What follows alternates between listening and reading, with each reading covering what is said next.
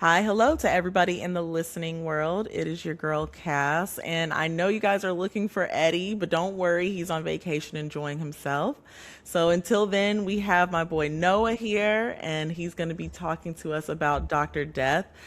He is from Memphis, Tennessee, so he does have a little bit of background knowledge and interesting facts about Dr. Death that you may not have been able to find on the web or anywhere else. So he's going to bring it here. I feel so blessed that he's bringing this information to us. Let's see. Housekeeping items. I know we didn't have an episode last week. The holidays are just so busy, and y'all are just gonna have to excuse me because shit's real out here. I'm gonna be 100% honest. No one knows work's been crazy, family, friends, all that. Without further ado, Noah, what you All got for right. us? Yeah, thank you, Cass. I won't be able to take the place of Eddie by any means. I mean, I know him as Cornell, so it's a little bit Right. different. But no, seeing what y'all do on here is awesome, and I appreciate y'all having me on. I'm not an expert by any means. I do have Oh, some pish cool little posh. stories to share, and obviously I'm interested in it. But I think it'll be a cool little thing to add in, and I think it'll be fun. And I don't know if I guess you didn't say it beforehand. We got a little loose at the Christmas party. Oh, yeah, yeah, yeah. We've been So drinking since like 2 p.m. today. So consider this your holiday Christmas special, and whatever comes out of our mouths are just going to come out of our mouths. So, yeah, yeah, but it's gonna be fun. Um, well, I guess kind of before we get started, this is gonna be your Spark Notes version. We want to give you the details, all make right. it fun. But there's a podcaster out there named Laura Beal. She does a great Doctor Death podcast, super thorough. It's got like multiple seasons. So if you love it, dive into that. Look into her a little bit because she really goes into depth. And it's a great listen. They also have a TV show, but regardless, What's the name of the uh, podcast? I think it's just Doctor Death podcast. It's just called Lord. Doctor Death. Oh, But okay. it's by Got it. Laura Beal. Laura Beal. Okay, I'll put Laura that in the Beal. show notes. Okay. But yeah, I guess we'll get started. So yeah, I'm right from just outside of Memphis. I had some family friends that knew of Doctor Death, that knew of some of his patients. So What? a little bit crazy there. Obviously, he was a little bit older than me, so it would be more around my parents' age. But regardless, he grew up in Memphis. He started at ECS. It was a nice private school. Whenever you go, you can kind of hear what some of his classmates said about him. They said, I mean, he was athletic, social, played on the football team. Like, Isn't that seemed like always a, the story? They're like, oh, it he's such always a is. nice guy. His smile Yeah, lit up a dude. room. Are you sure? Yeah, he was contagious. Like, what? You're like, Nah, this really? dude You was didn't killing see that? people. Yeah. But a big partier there. Ended up graduating. Then he went to the University of Memphis. Go Tigers. For all the Memphis people out there. Also, shout out like Beal, Grit and Grind, Barbecue. That tap water's good too. So, but that's where he did his undergrad. They said he was ambitious there. They said he was competitive. Um, Solid again, like solid guy. Yeah. And this is where he ends up rooming with this guy named Jerry Summers. We'll get to him very quickly, but Okay. Oh, ends up God. rooming with him. It's like his best friend. They become pretty tight. From there, graduates, gets his bachelor's. Then he goes to the UT Health and Science Center. Got to shout out the alum, go Vols. And there it said that he graduated, got his MD, his PhD.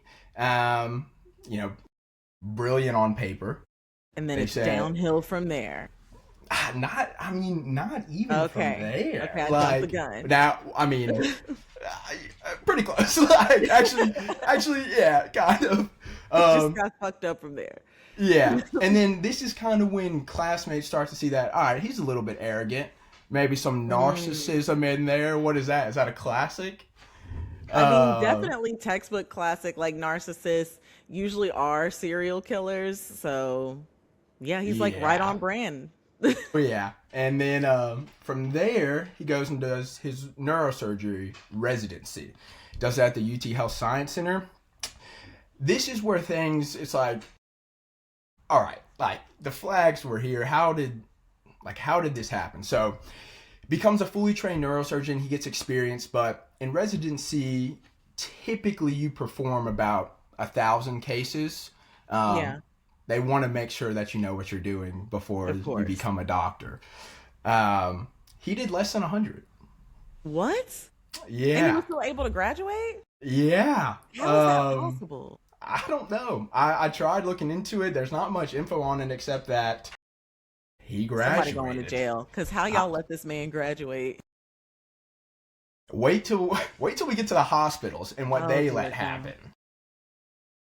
Now, this is where a little bit more warning signs are coming up. Supervisors are saying that he's reckless, he's inattentive, occasionally can be belligerent within the operating room.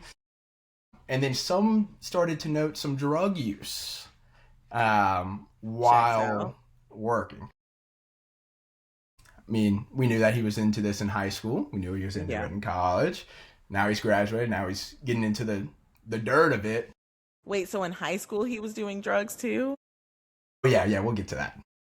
Oh, God. Yeah, Okay. when All we right. start talking a little bit more about Jerry, that's when we'll get to it a little bit. But from there, he gets to go to the Sims Murphy Neurologic and Spine Institute. That's in Memphis. He completes a spine fellowship here, and not much info on it except for, hey, he completed it.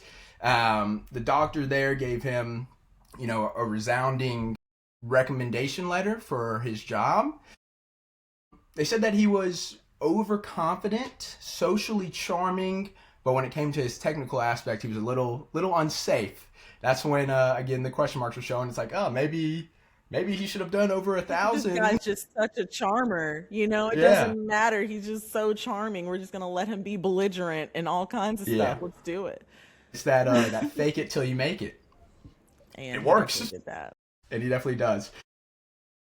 Now, the next part of his kind of education is a little bit weird because he claims that he got a PhD in like microbiology at St. Jude. He completed a program there. Put it on his resume. Looks good. Obviously, St. Jude is a fantastic hospital, and what they do is awesome. There was no program ever listed like that. St. Jude has no record of him being a part of any program. They were like, that's a complete fabrication. So just What? lied. Just What? lied about it. Yeah, he just went and lied about it. So this is kind of what he put on his resume.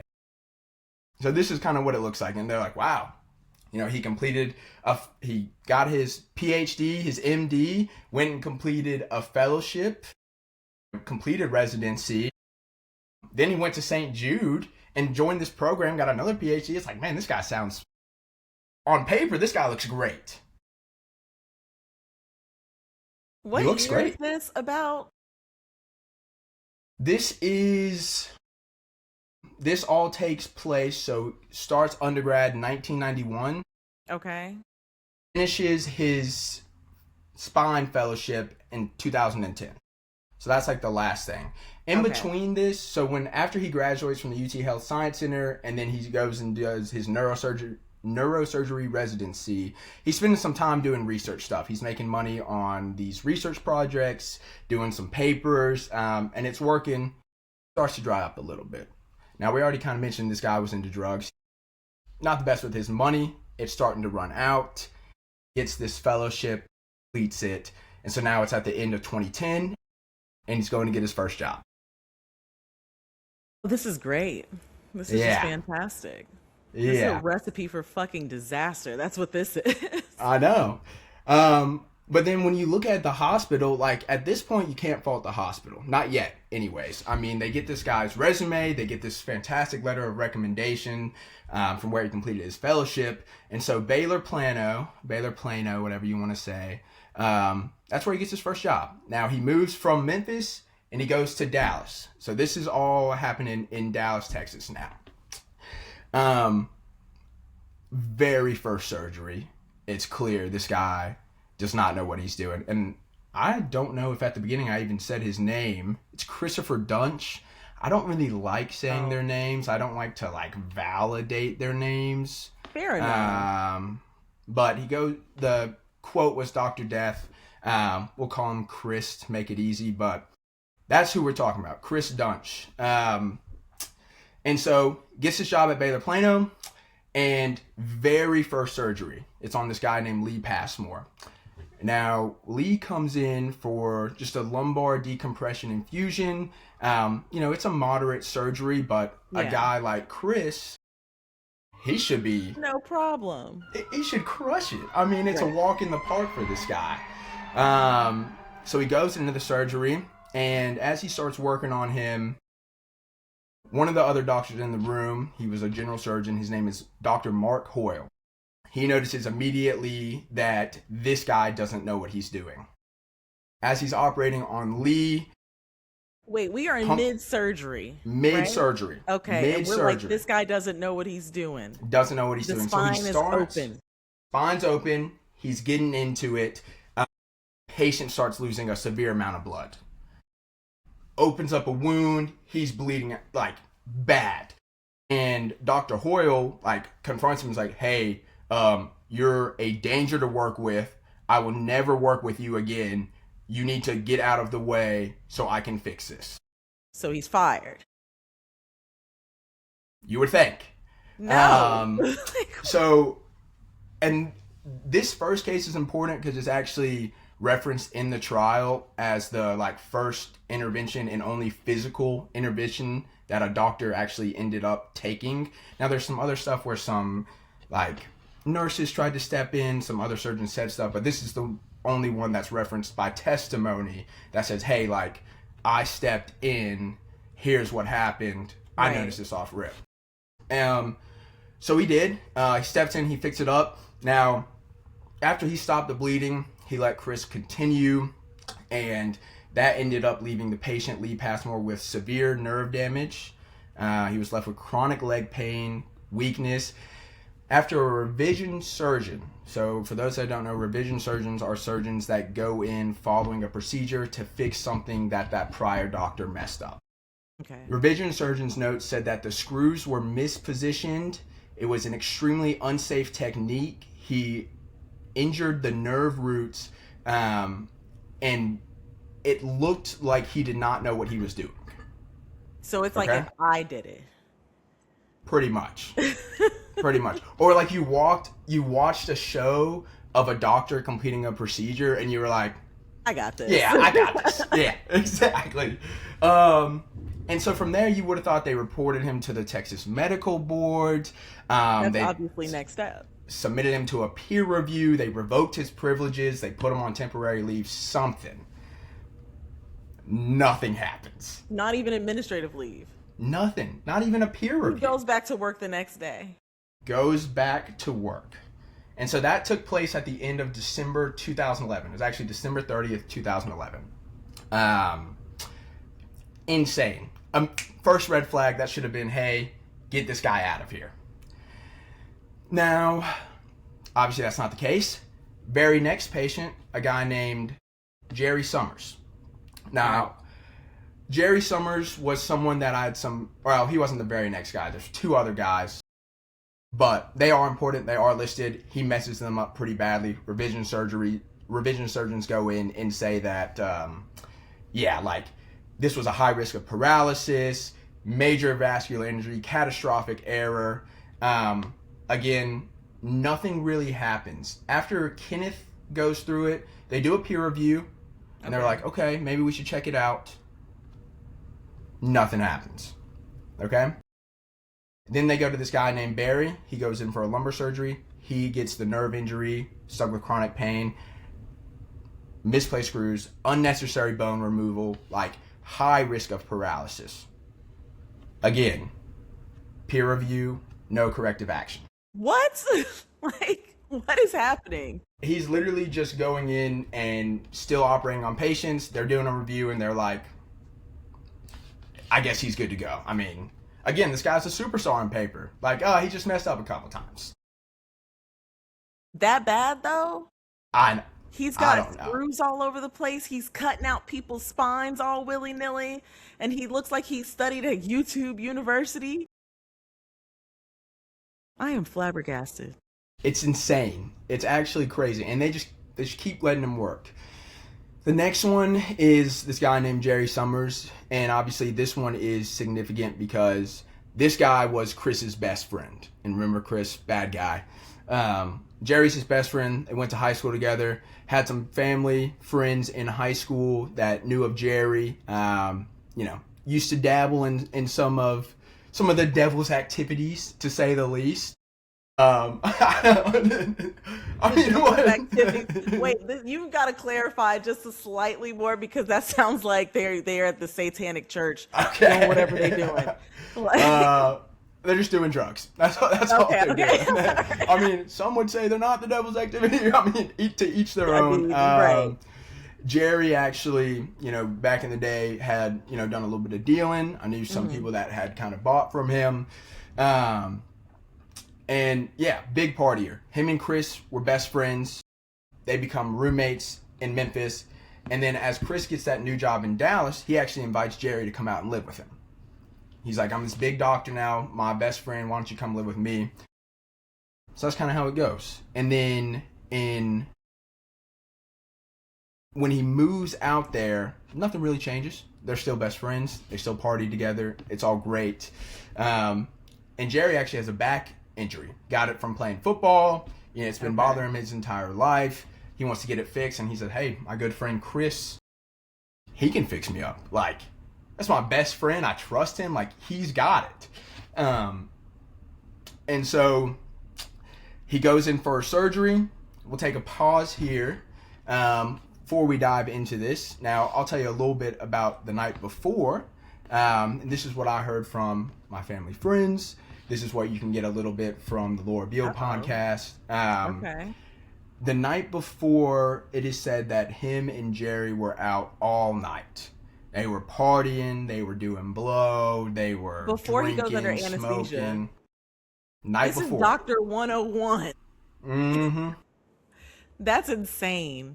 Yeah. So very night before. Now, obviously, I mean, you know what it's like to wake up just hungover.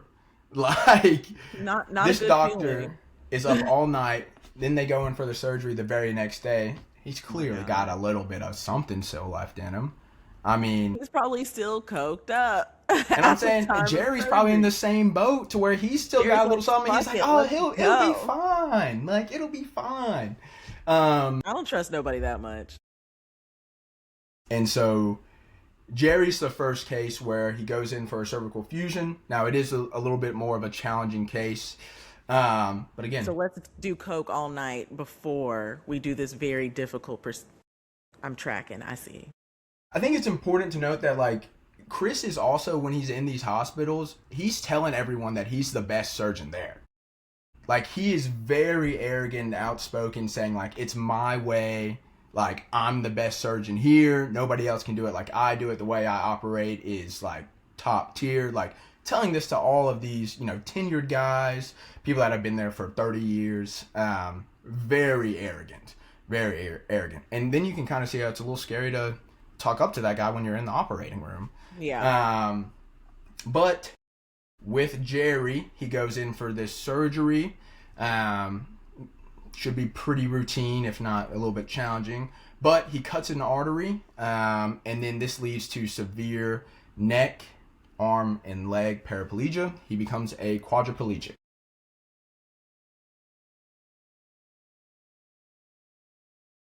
So you fuck up so bad that now I have no limbs.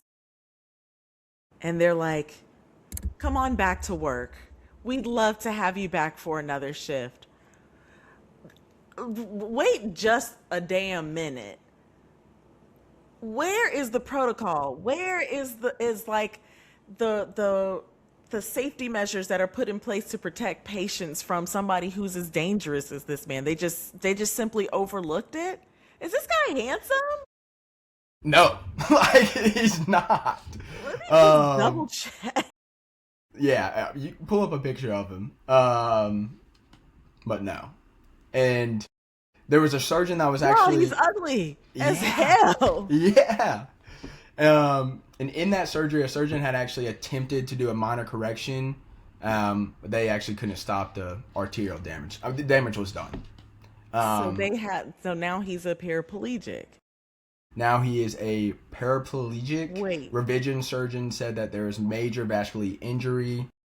It was catastrophic error. And he actually ended up dying in the 2020s due to complications from that surgery. So he went under, like, this is going to be great. And yeah, he went woke under. up a paraplegic? Yeah. He just went under with some back pain he had been dealing with. It was like my buddy was going to fix me up. Woke up not being able to move his arms or legs.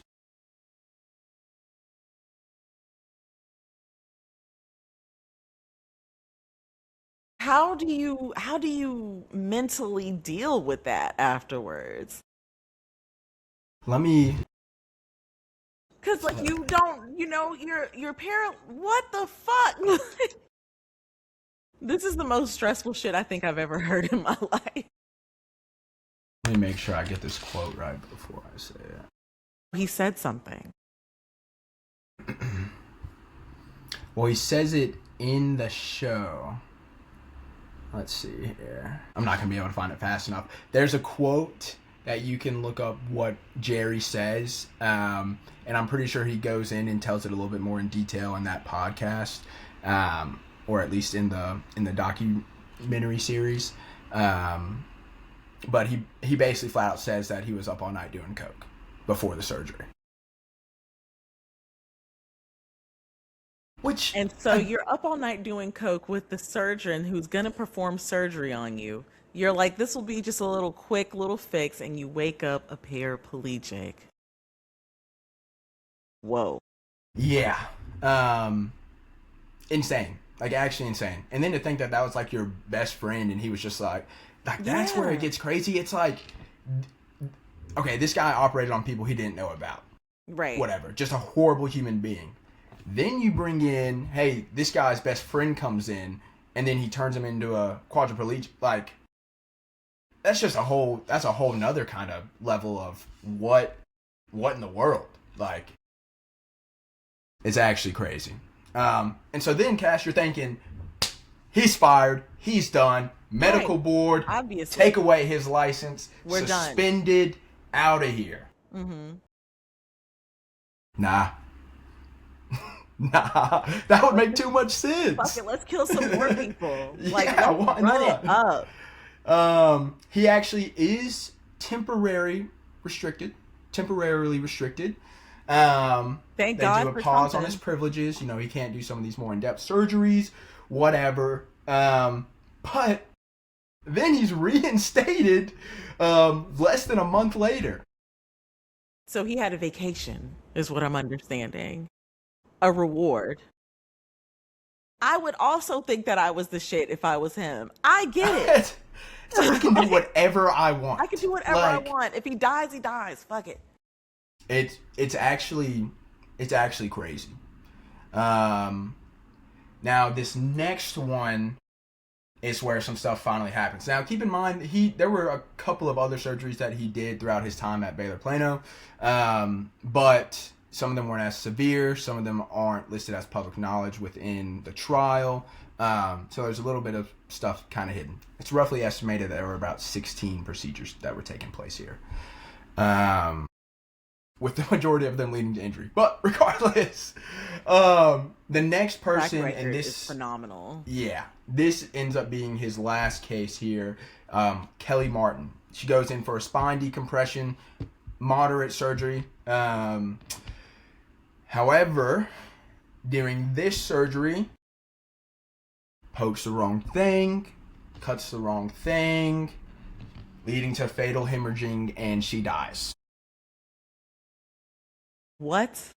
That is not where I saw that. Well, I mean, I guess it's all in the name. Dr. Death. Dr. Death. Revision surgeons go in and they say this was completely avoidable. Completely avoidable. There was poor surgical judgment. This was like clear malpractice and borderline intent. So now, do you think that like he intended to kill her? I think when you look at his track record, there's something in him that enjoys messing people up. This is like so dark. This is so fucked up. I mean, why else do you keep that? Or he's just so narcissistic Like to the point. delusional. Yes. Where he's like, oh, I'll fix it. And then genuinely thinks he can, which, again, that's actually proved in trial that that's not the case. Yeah, so it's gotta be he really was trying to hurt people. Yes. Because it just keeps going on. It just keeps continuing. And, like, How at many some point you victims would be does he like, have? 38? I thought you were gonna say something like 10, maybe 15 at best, but 38 is absolutely insane. He had 38 patients, is what they estimated, and 31 of them had injuries. So the rest are successful surgeries? I wouldn't call them successful. They were minor, like a lot of them were like easy ones. And they said that they were Okay. like minor injuries or they were settled with like an NDA, like something that was kind of very quick and thrown under the table because it wasn't like it got fixed essentially. Yeah. Yeah, this dude is fucked up. He really was like, nah, like I'm going to kill these people when they lay on my table. Yeah. He was like, you know what? And this is Hey, in Texas? yeah, they have some back pain. Let me just Let's fuck it up. fuck it up, dude. Like, let's just make them paralyzed. I mean, they won't be able to feel it anymore. Bad Texas, joke. what the fuck Sorry, do y'all guys. got going on down there that y'all let this go on for so long? No shade to Texas, but in the same breath, what the fuck did y'all got going on down there? Mm-hmm. I think it's also, I mean, this all takes place in 3 months. Hmm. 3 months. Now, again, they keep letting it happen. Um, That's such a short amount of time. and so then you're like, So okay, wait, 38 patients within 3 months. no, this is within 2 years. Okay, This is okay, all, okay. but everything that we just talked about took place within 3 months. I'm exhausted already. I know. Okay. We're getting there. So then you're like, all right, they're gonna fire him. They're gonna report him to the board. He's done. Yeah. They ask him to resign. Okay. So Okay. decent, I guess. Now, important. His very first patient after what happened, he should have been reported to the Texas Medical Board. Very first For patient. sure. They had the authority to do so. That's when it should have happened. Each one following that should have happened again.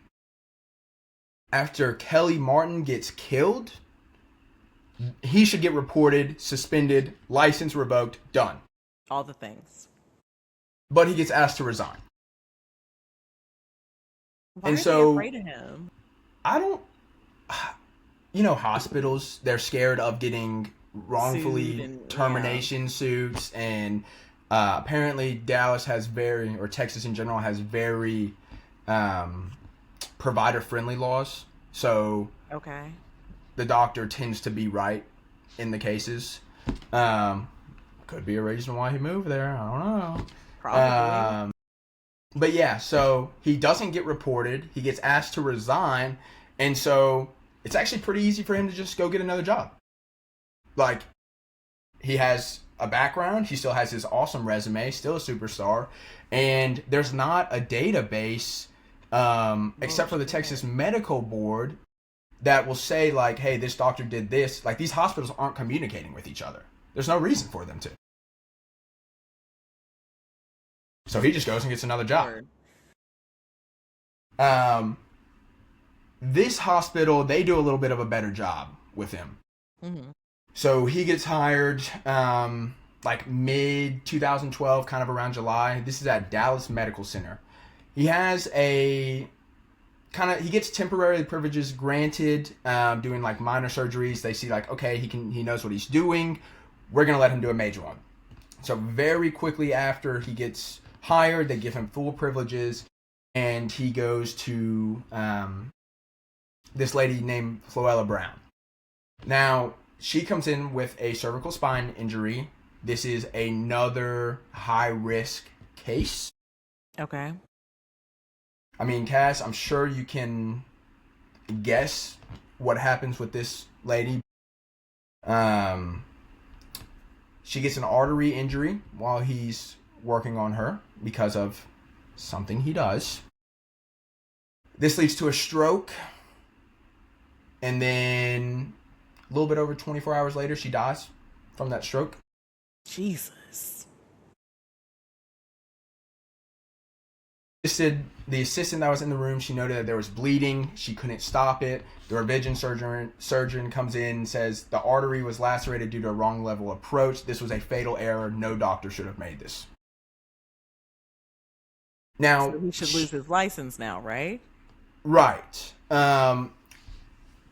This one's a little bit weird. You can blame the hospital. So these two cases happen back to back. Floella and then Mary. They're within 48 hours of each other. So right after he operates on Miss Brown, he goes to operate on Mary the next day. Okay? When he operates on Miss Brown, she has that stroke, but she hasn't died yet. Okay. And he has this next surgery scheduled. So he just goes and does his next surgery. Just as normal. As normal. Damn. Yeah. That's like a fluke kind of in the system. So, very next day, he goes and works on Mary, another cervical fusion. And this one's super important to the case because this is what prosecutors end up focusing on because Mary is actually 74 years old at the time. So she's elderly. Mm-hmm. All these other patients weren't considered elderly yet. And there's a different level of prosecution when there's harm to an elderly person. And so now when we get to the prosecution, we'll go into how we won't get too deep into it. They use all of these as like intent to show that a pattern, essentially. And then they end up prosecuting him for Mary because it was an elderly person. Mm-hmm. But she goes in, routine surgery, ends up with permanent paralysis. She cannot use her arms or her legs anymore.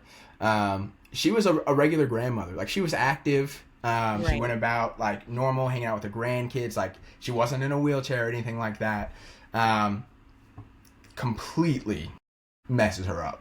Like, absolutely turns her into like paralyzed. It's just awful. Like, genuinely awful. And he just continues to do this. But the hospital takes note of this and they immediately revoke his privileges. Now that essentially means that you're fired. Once your privileges are revoked, You're fired. And they actually do report him to the Texas Medical Board. Finally, they're doing something right. Okay? Right. Should be the end of it. Okay, like... Should be the end of it. What do you mean, should be? Like, it just keeps going. It, like... after this, he gets another job at Legacy Surgery Center. Despite the prior, like, revocation of his privileges... Legacy, like, they don't really know the details. They didn't ask the hospital. They think that they're getting this, grade A spinal surgeon. Like, they're excited. Yeah. So he goes there. Works on a guy named Jeff Cheney. We'll just say Jeff. Make it easy on us. Spine fusion. Follow the pattern that we're going on here, Cass. Ends up with severe nerve injury. And gets partial paralysis in his leg and his arms. Hospital immediately sees this and says, "Hey, we're revoking your privileges. Like, you can't be doing these tough procedures. Like, we need to stop this." The revision surgeons go in. They say the screws were placed outside. There was serious nerve compromise. He's not even trying. No, he's not. So they give him temporary privileges. After this happens, they're like, "Hey, we can't have you doing those, but you know what? We can have you do some other stuff." And it's kind of the same thing. He does these minor surgeries. There's some minor complications, whatever. But you know what? They're like, "Hey, you're a good doctor. We're giving you those privileges back." So roll in Philip. Okay. Philip comes in for a spine fusion, ends up with nerve injury, partial paralysis in his arms and his legs. From here, he gets his OR access restricted. And you're like, thank goodness, get him out of there. He's done. They said that he failed decompression. There was improper fusion. There was preventable paralysis. And There's a pattern. There's a pattern here. it. He doesn't get the nerve part. He's really fucking up on that. And he doesn't even try and learn to fix it. So I guess that does answer our question. Like, he was doing this shit on purpose because he fucking felt like it. Just keeps doing it. There's another case that happens in between this. These things keep happening, and then he gets privileges restricted at this hospital, and they give them back. And then they give them back. And so they do it again, and then after his neck surgery, and the name isn't listed here, but they completely revoke his privileges. There are multiple technical errors. It is said that he is unsafe for any patient. Unsafe for any patient. So he's gone. They're like, see ya, you're gone. But he gets another job. Okay. And you're thinking, what is the Texas Medical Board doing in this time span? Because he's been reported already. He's already been reported. Now, it says that when he was at Legacy, they did not report him. He had already been reported to the medical board, so they were kind of just waiting to hear. And I guess they were like, let's kind of slide it. Like, we don't want to be involved. Let somebody else deal with it. But Jesus. He ends up getting another job, and so they're building a case on him right now, kind of in the background, whatever. Right. And this is all taking place now. That took place throughout 2012. He finished his career at Legacy Surgery right at the end of 2012, and then he starts at University General Hospital in June of 2013. This is his last job. This is his last surgery. We're going to talk about a guy named Jeff Glidewell. At university, comes in for a cervical fusion. He is left with permanent disability. The doctor, this one's actually crazy because he was like bleeding out in the surgery. Chris goes in, puts a sponge in there to soak it up.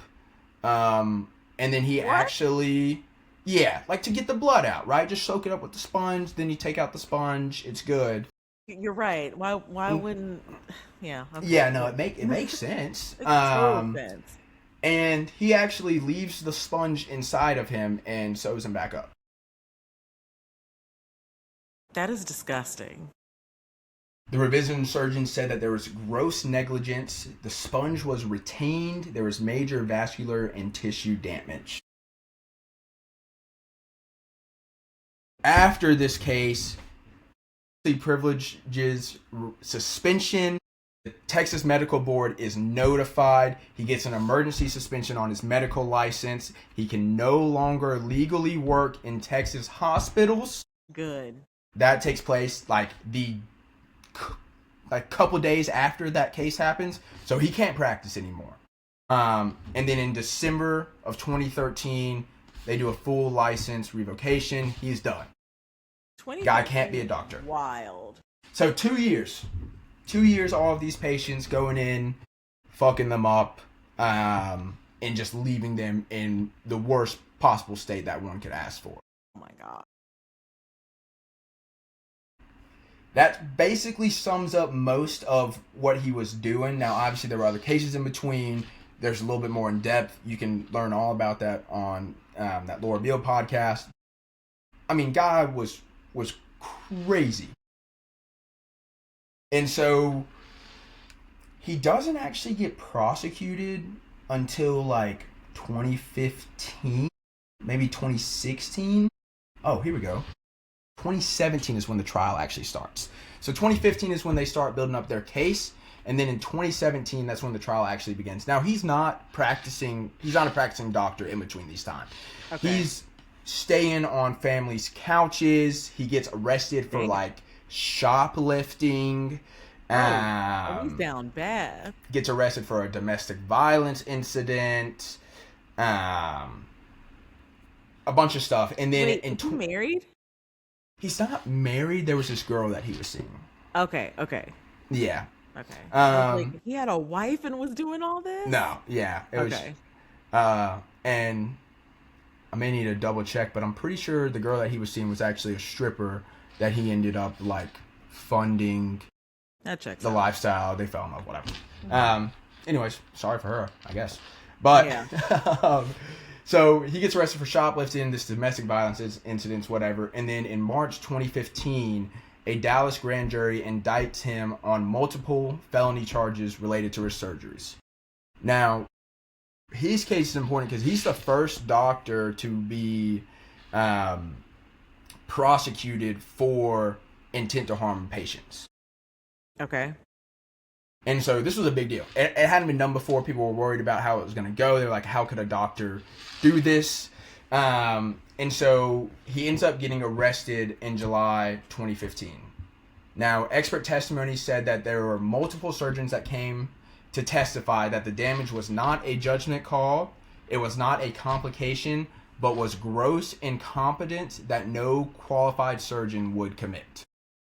Yeah, that's what happens when you only do like 100 surgeries instead of your actual 1,000. You miss some things, you know? Mm-hmm. And so then they go through all of that history of his patients as proof of recklessness. They said that he had prior warnings, he failed multiple surgeries, proving that he knew that he was dangerous, yet he continued operating. Mm-hmm. So it was like, hey, you knew, whether these other people tried to stop you and they knew, it showed that you actually knew that what you were doing was dangerous, and you still continued to operate. That's wild. Yep. And so the case ends up moving to trial, and the prosecutors used the trial to focus on Mary. Now remember, she was that elderly patient. Yeah. Very important. She was a healthy, active grandmother before surgery, permanently paralyzed afterwards. Jurors really bought into this story. They were like, how could this guy likes to hear the little old lady get hurt? taking advantage of the old lady? Yeah. Like, now, what now monster could do that? Right. Yeah, it's awful. And so throughout the prosecution, they obviously go in and introduce the other victims' injuries. They show this pattern. Now, Duntsch argues that these were unintentional medical mistakes. Yeah, that was his biggest thing. He was arguing that it was actually just malpractice. Like, he didn't know what he was doing was causing harm. He thought he was doing it to the best of his ability.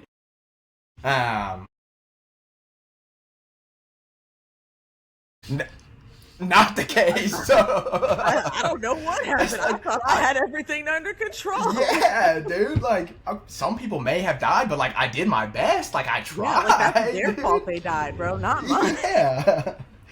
And so they focused on this case. They used all the evidence to back him up, and overwhelming majority jurors said that, hey, this guy is guilty of injury to an elderly person, which was a first-degree felony. Now, they used the other cases as pattern recognition.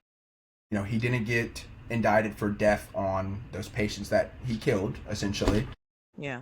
But he was guilty of injury to an elderly person, which landed him life in prison in 2017. Then he appealed in 2018, and he's back. Whoa. Oh, wait.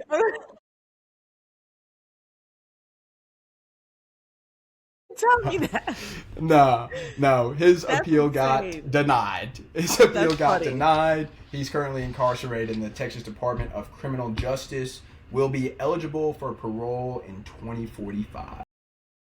Damn. And how old That's the story. is he? Or do you know how old he is currently? How old he is currently? I'm gonna go pull this up.